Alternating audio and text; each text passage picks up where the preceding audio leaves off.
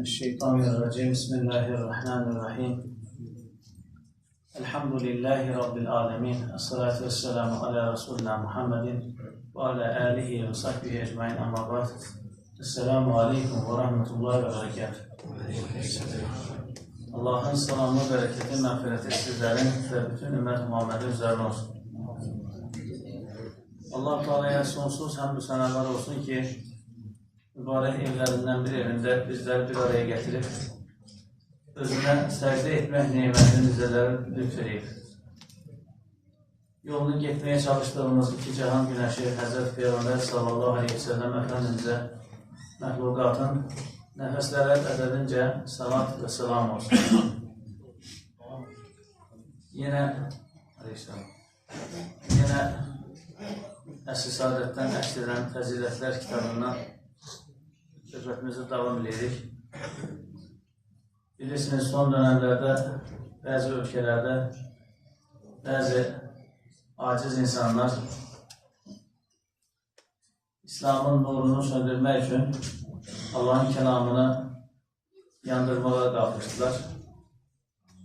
Bu belə cahillik, belə nadanlıkların urbatından bir yazı qələmi alıb müəllif onu inşallah sizlerle paylaşacağım.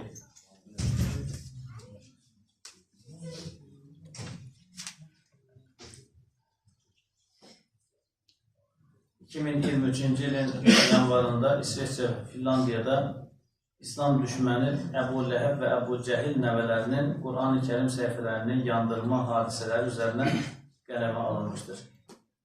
Bu cür zavallıqlar ancaq acizlik və şəxsiyyətsizliyin bir təzahürüdür. Günümüzdə İslam düşmənləri tərəfindən Qur'an-ı Kerimin yandırılması hadisələri onların içində olduqları acizlik və zavallılığın açıqca bir təzahürdür. Çünki Cenab-ı Hak əbədi möcüzə olaraq Qur'an-ı Kerim ilə inkarçılara meydan olur.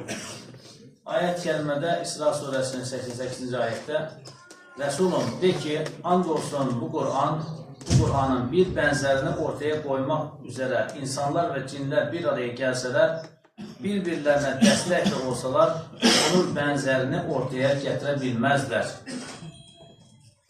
Müşriklər Qur'anın bir bənzərini gətirməkdən aciz qaldılar. Cenab-ı Hak onlara acizliklərini daha da yaxından idrak etdirmək üzərə bir sonraki səhifədə Qur'an surələrinə bənzər 10 surə, sonrasında bir surə, hətta ən sonunda Qur'ana hər hansı bir yöndən biraz olsun bənzəyən bir söz gətirmələrini istədir. Fəqət inkar edənlər bu meydan oxumalara hər hansı bir şəkildə cavab verə bilmədilər. Bu xüsusda mütləq bir acizlik içində qaldılar. Allah Teala meydan oxuyur ki, Qur'ana bənzər bir surə, bir ayə, bir kəlmə gətirin, görək, gətirə bilirsiniz. Müşriklər əlbəttə ki, aciz qaldılar. Üstəlik bu hadisə Məkkə dövründə ərəblərin şeir və ədəbiyyat fuarları düzənlədikləri, təsahət və bəlağətdə yarışdıqları bir dönəmdə meydana gəldi. Müşriklər Qur'an-ı Kerimin bir bənzərini meydana gətirə bilməyincə bu dəfə haşa Cenab-ı Hakkın təqdirinə xəta izafə etmə çaşqınlığına qapılaraq bu Qur'an iki şəhərin birindən bir böyük adama indirilseydi yad edilər. İki şəhər, Taif və Məkkəni nəzərdə tuturlar müşriklər. Zuhruf surəsi 31-ci ayət. Çünki bizlər varlıqlı, zəngin kimsələrik. Şanımız, şöhrətimiz, qüdrət və etibarımız var. Dolayısıyla bu Qur'an bizə indirilməliydi, dedilər. Yəni, bir sayılır, pullu paralı adımlar gəlirsə bizə gəlməlidir bu ayətlər. Bu Qur'an bizə gəlməlidir.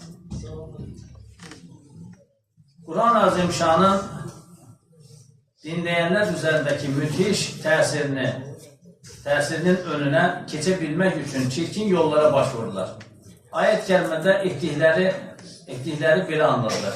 İnkar edənlər dedilər ki, bu Qur'anı dinləməyin, oxunarkən gürültü edin, səs-küy edin. Umulur ki, bastırarsınız. Yəni, bu Qur'anın sədasını bastırarsınız. şamatalıq eləyin deyir. Səs-küy çıxarın. Ona görə ehtiyatlı olmaq lazımdır əzizlər. Quran-ı Kerim oxunarkən Allah Teala buyurur ki, susun, onu dinləyin, umulur ki, bağışlanasınız. Yəni, bir məclisdə görürsən ki, Quran-ı Kerim oxunur, adam heç oralı ölür. Adam heç oralı ölür. Dör-hədir, vır-həvır söhbət edir. Heç uyğun deyil, yəni.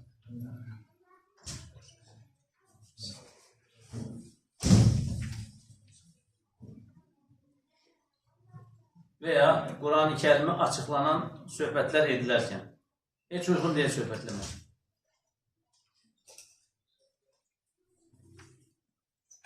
İnkar edənlər dedilər ki, bu Quranı dinləməyin, oxunarkən gürültü edin, umulur ki, bastırarsınız. Yəni, öz səsinizlə Quranın səsini, sədasını bastırarsınız. İnkar edənlərə çətin bir əzab daddıracaqdır. İşlədikləri ən pis işlərə qarşılıq onların cəzasını verəcəyik. Fussilet surəsi 26-27-ci ayətlərdə Allah Teala buyurur. Müşriklər Qur'anın bir bənzərini gətirə bilmə xüsusundakı acizlərini gizləmə təlaşı ilə Qur'anın nurunu söndürmək üçün əvvəlcə müsəlmanlarla alay etdilər. Həqarət etdilər, ağır zülüm və işgəncələrə baş vurdular. Canlara qıydılar. Müsəlmanları bir məhəlləyə həbs edib 3 il davam edən şiddətli bir ambargo, boykot uyguladılar. Yoxluq və məhrumiyyət elə bir səviyyəyə çatdı ki, uşaqların aclıqdan ağlama səsləri ətraf məhəllələrdən duyulurdu. Yəni, İslam qardaşlar o qədər çətinliklə, əzab-əziyyətlə bu günlər gəlib çıxır. Müşriklərin möminlərə bu ağır zülmü rəva görmələrinin tək qayəsi onların Qur'andan üz çevirib batil ilahlarına geri dönmələrini təmin edə bilməkdir. Fəqət bu çirkin əməllərinə əsla çata bilmədilər. Çünki haqq gəldi, batil zail oldu. Cəəl haqqu və zəhəqəl badil, innə badilə kənə zəhəqə. Haqq gəldi, batil zail oldu. Batil zaten zail olmağa, uduzmağa, məğlub olmağa məhkumdur. Bu iğrənc hücumları edən Əbu Cəhil qəhr olub gedərkən onun oğlu İkrimə radiyallahu anh Peyğəmbərimizin və möminlərin Qur'an əxlaqını ən gözəl təmsil edişləri vəsiləsilə İslamla müşərrəf oldu. Yəni, ata gavurun öndə gidəni oğlanla İslamla şərəfləndi, müsəlmanların gözəl davranışları nəticəsində. Və ən gözəl müsəlmanlardan oldu. O İkrimə ki, Mushaf-ı Şərifi, yəni Qur'an-ı Kərimi üzünə gözünə sürtərək ağlar və Rəbbimin kəlamı, Rəbbimin kitabı deyərək Cənab-ı Haqqa olan təzim və məhəbbətini ifadə edərdi. Yəni, əzizlərim, Qur'an-ı Kərimə səhabənin hörməti bu şəkildə. Kitab deyərək, bu bir kitabdır deyərək keçməmək lazımdır. Allah o kitabı and içir. Zəlikəl kitab-ı lə raybə fih. Bu kitabı and olsun. Bu kitabda heç bir şübhə yoxdur.